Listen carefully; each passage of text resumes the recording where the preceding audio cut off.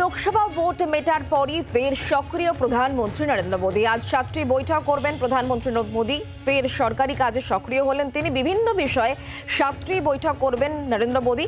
কি বিষয়ে তিনি বৈঠক করতে চলেছেন আমরা জানবো, কথা বলবো। রাজীব এই মুহূর্তে আমাদের সঙ্গে রয়েছেন, আমাদের প্রতিনিধি টেলিফোন লাইনে। রাজীব, কি খবর রয়েছে? প্রধানমন্ত্রী ফের সক্রিয় এবং তার একাধিক বৈঠক রয়েছে।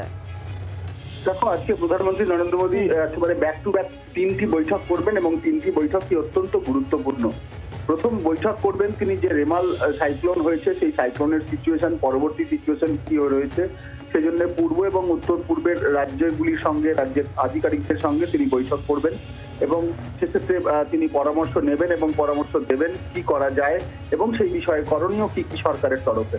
পরবর্তীতে হিট ওয়েভ যে তাপপ্রবাহ চলছে সমগ্র উত্তর ভারত জুড়ে, সেই তাপপ্রবাহের মোকাবিলায় সরকারের কি করণীয় এবং রাজ্য সরকারগুলির, যে সমস্ত রাজ্য একেবারে দিল্লি, হরিয়ানা, পাঞ্জাব, রাজস্থান, মধ্যপ্রদেশ এবং অন্যান্য রাজ্যগুলি, এই রাজ্যগুলির যে পরিস্থিতি, তাপপ্রবাহের যে পরিস্থিতি চলছে সেই তাপপ্রবাহের পরিস্থিতি মোকাবিলায় কি করণীয় তা নিয়ে বৈঠক করবেন।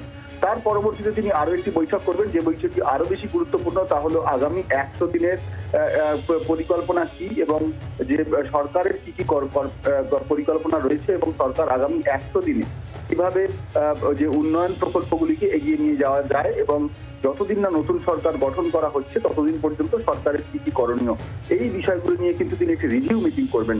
সব মিলিয়ে প্রত্যেকটি বৈঠকই যদি দেখো তুমি রিভিউ মিটিং। কিন্তু প্রধানমন্ত্রী নরেন্দ্র মোদী তার প্রচার পর্ব শেষ হয়েছে, তিনি কন্যাকুমারীতে ধ্যান পর্ব সেরেছেন এবং তারপরে আজকে কিন্তু সরকারিভাবে এই প্রথম তিনি বৈঠকে বসতে চলেছেন। বাংলার আওয়াজ, বাঙালির আবেগ, জি 24 ঘন্টা।